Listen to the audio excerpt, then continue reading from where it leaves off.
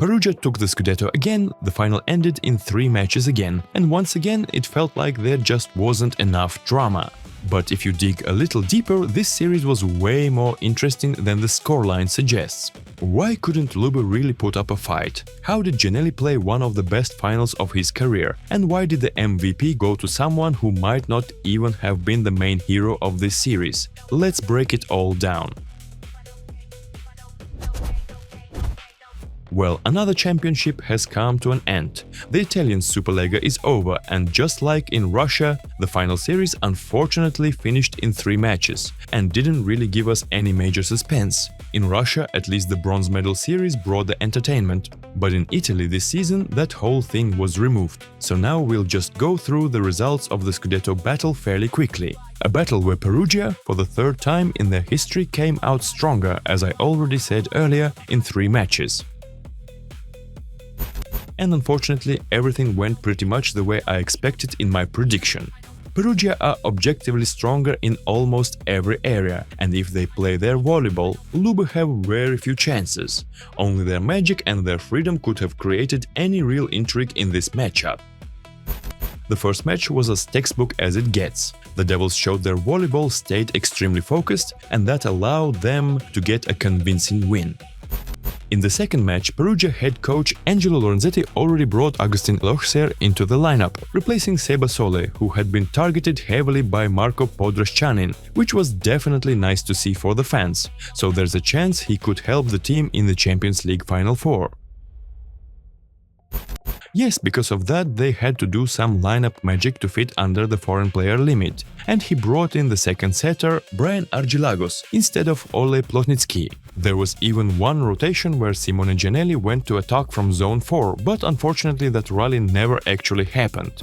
The main problem for Lube could have been that their attacking trio never really started working at 100%, and that is exactly what we saw. Only by the 3rd match of the series did Nikolov, Botolo and Luebke all manage to be productive at the same time. So, let's be honest, that was the only match that could really entertain a neutral viewer. It all started with a dramatic turnaround by Civitanova at the end of the first set. It looked like the second set might go the same way, but then Perugia flipped the ending on Wasim Bentara's serve, coming back from 21-24 to win 26-24. And let's be honest, it wasn't like he was serving insanely well. He was more just looking for options not to make a mistake, especially considering he didn't have the best start in that element. But even there, the visitors collapsed and let it slip away. I would even say they let the whole match go. And even though the 3rd stretch of the match had a bit of intrigue, the 4th set ended with a completely clear Perugia win, which brought them their 3rd Scudetto. And honestly, that surprised me, because this team has a huge number of trophies, but the Italian championship specifically has always been the hardest one for them. Now let's talk a little about individuals, and traditionally I'll start with the setters. Mattia Bonifante is definitely a talented player, but for now he still suffers from inconsistency.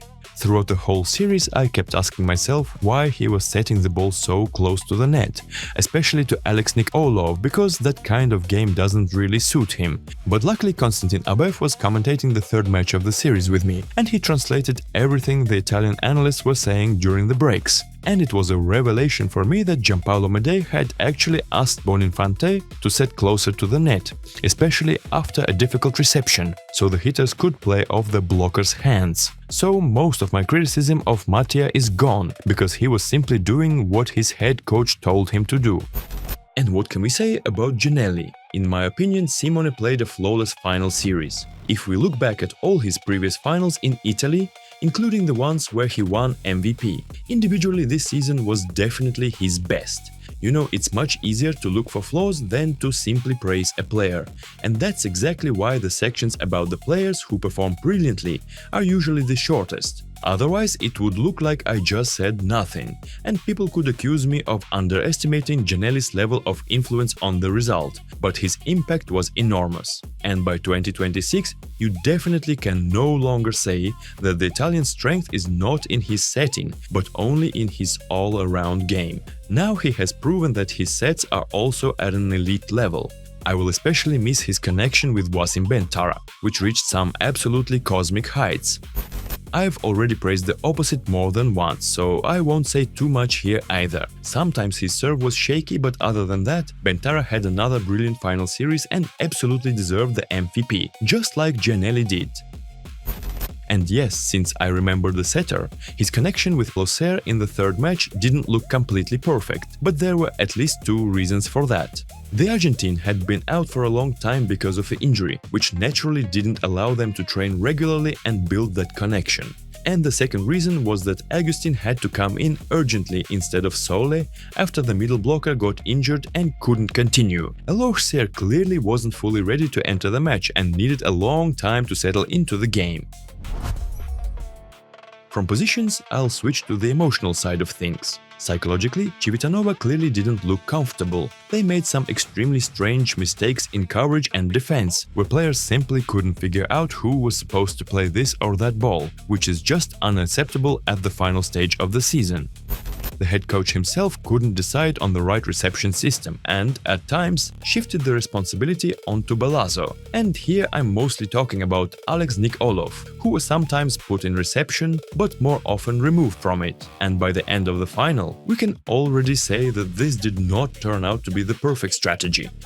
In my opinion, Mattia Botolo dealt with the pressure worst of all. The Italian was all over the place in every element. And one moment was very telling for me personally, when he decided to deal with Kamil Semeniuk's serve like a football goalkeeper and kicked it out for a corner. Too bad it wasn't a penalty shootout.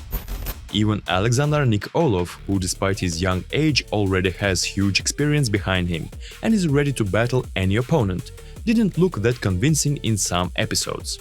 Like the whole team, he was very inconsistent from the service line, even though for a long time he had been a specialist in that element, and in this playoff he never really managed to show himself properly on serve, again, by the standards of his crazy potential. I was a little disappointed with how his defensive game developed in the third match, where he often got upset too early and simply didn't finish plays, didn't chase balls down, and in some moments even got in the way of his teammates trying to get there. And what was also frustrating was that he could have helped the team much more in attack. But honestly, I don't even see the point in trying to figure out whether it was the coach's plan or the setter's vision of the game.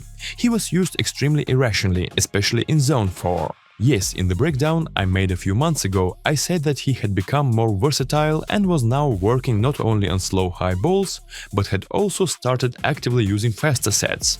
But back then there was no strategy where the balls were fast, low and tight to the net, where it was impossible for him to use his strengths, because I'm still convinced that it's better to give him more free space. In other words, push the set away from the net, and then he can easily beat a group block, which he also proved during the final series. But he didn't get enough space, and in my opinion that's what prevented him from fully using all his advantages. Perugia's outside hitters played the series much more reliably and consistently. Maybe there were no fireworks or big shows, but they were very solid, which is much more important when you're trying to play systematic volleyball that doesn't depend only on the individual abilities of certain players. When every part of the machine works smoothly, it will definitely reach its goal. I already talked about Ole Plotnitsky in the semi-final review, and there isn't much to add. Stable, reliable, cold-blooded. The outside hitter looks like an essential part of this championship team, even though there were rumors that he could leave the club at the end of the season.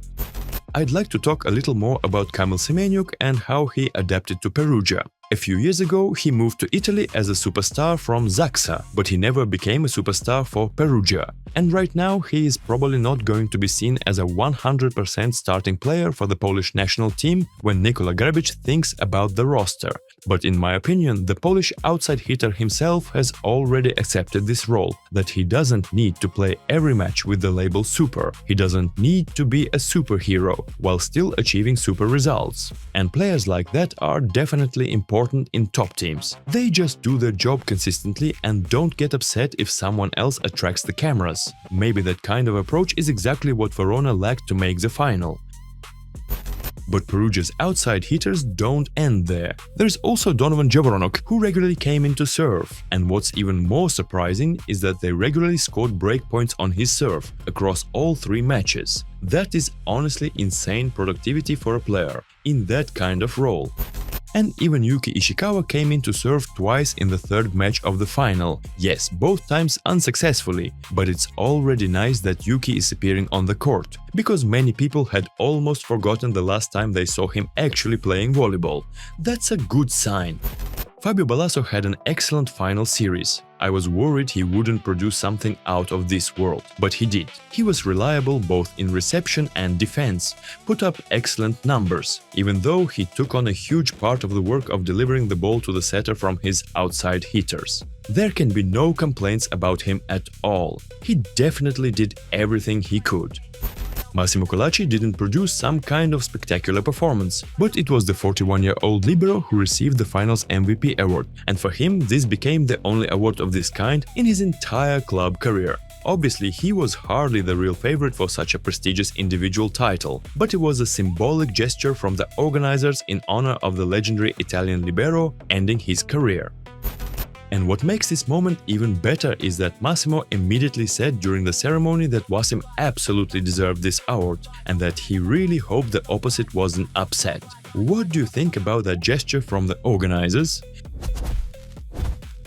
And overall, how would you rate this playoff? Which series do you remember the most? And who would you have given the finals MVP to?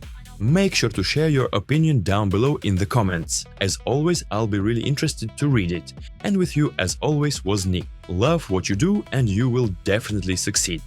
See you soon. Bye.